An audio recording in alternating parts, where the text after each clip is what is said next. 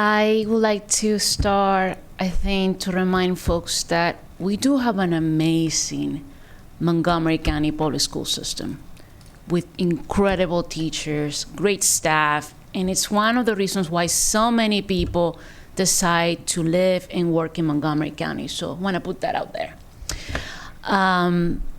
But with that also, I need to also say that we also have really serious challenges.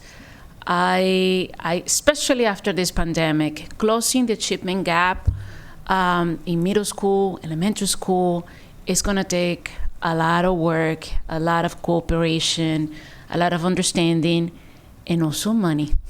So I'm just gonna put it like that and keep it moving. 3 of the 4 schools that lost their Title I funding were in my district. And it's not because, they were all of a sudden fine. It's because there are greater needs in other places. And we need to understand that. I know it because I visit most of the schools in my district, and I go around the county to visit others. And it really hurts to see kids who are vulnerable not getting everything that they need to succeed. So I wanted to start there. And I do believe that all of us need to be active participants in building trust with MCPS, attending more of the education and culture sessions, working with our Inspector General, and working with the school board to ensure that, especially next year, we all have a better understanding of what's happening within the schools. So now, on a happy note, I'm gonna talk about the economic development victories that we have this year. As you all know, I'm the chair of the committee, and I am so excited that in this year we added 2 new restaurant permitting inspectors with an innovative funding model that I pushed and the county executive agreed. And I basically, that will push to speed up the restaurant review process so restaurants can open up quicker instead of waiting for 6 months and paying a lease without selling any food.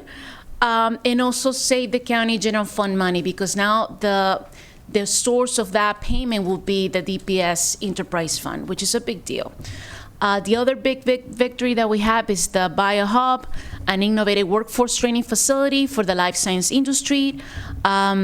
We also have WorkSource Montgomery, the dual track reentry program at the correctional facility. We added that, which is awesome. And back in July, the Economic Development Committee held a work session on the impact of the Purple Line construction on small businesses. And on that day, we have a state delegate, Janelle Wilkins. She's like really the force behind grants in the Purple Line area. And because of that work session, we pushed the county executive staff in really to make sure that we have more funds to grant money to businesses that are impacted by the Purple Line construction. I want to thank the council vice chair, who's the district council member for that area, who also work, with a lot of passion to ensure that we had that money too. So that's great news. Another awesome news is that the Wheaton the Montgomery County Park and Planning Commission building in downtown Wheaton. As you all know, there's an empty retail space. And the reasons why that space has been empty, because when the building was constructed, the shell of that first floor retail space was not completed. And in this budget, we're putting money to make sure that that's completed, so we can attract a person to work there. The other thing that I'm going to say very quickly, the Glenmont redevelopment. There's good news about Glenmont coming up very, very soon. And we put some funds to ensure that the vision for that redevelopment and Glenmont Shopping Center becomes a reality, so that's happening. The other thing that I will mention with parks and planning, I'm very excited that we place funds for the Planning Academy that will help educate and really build the next generation of planners, and even civic leaders throughout the county to understand the planning process, zoning, and how that impacts your community. So that's moving forward.